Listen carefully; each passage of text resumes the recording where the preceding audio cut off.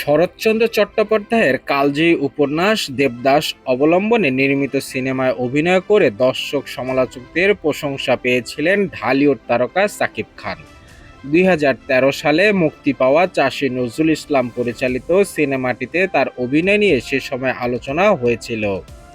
তবে ব্যস্ততার কারণে চরিত্রটিকে নিজের সর্বোচ্চটা দিতে পারেননি বলে মনে করেন শাকিব। তাই সুযোগ পেলে আবারও দেবদাস চরিত্রে অভিনয় করার ইচ্ছা প্রকাশ করেছেন এই অভিনেতা। সম্প্রতি চ্যানেল আয়ের এক বিশেষ অনুষ্ঠানে সাংবাদিক আব্দুর রহমানের মুখোমুখি হয়ে নিজের এই ইচ্ছের কথা জানান শাকিব। সাক্ষাৎকারে শাকিব বলেন, দেবদাসের মতো চলচ্চিত্রের অভিনয়ে সুযোগ পাওয়া যে কোনো অভিনেতার জন্য ভাগ্যের ব্যাপার। ওই সময়ে আমি অনেক ব্যস্ত ছিলাম, একসঙ্গে অনেক সিনেমা করতাম। এখন এসে মনে হয় সুযোগ পেলে আবারও দেবদাস করতে চাই। এই চরিত্রটি এত সুন্দর যে কোনো শিল্পীরই মন ভরে না।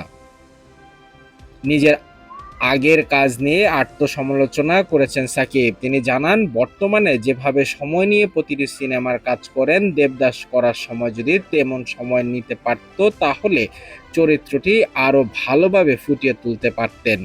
বাংলা ও হিন্দি সিনেমায় দেবদাস চরিত্রে অভিনয় করা কিংবদন্তি অভিনেতা বুলবুল আহমেদ ও শাহরুখ খানের সঙ্গে নিজের অভিনয়ের তুলনা নিয়েও অকপটে ছিলেন শাকিব। জনপ্রিয় দুই অভিনেতার অভিনীত দেবদাসের পাশাপাশি নিজের চিত্রনায়কের তুলনামূলকভাবে পিছিয়ে রাখেন তিনি।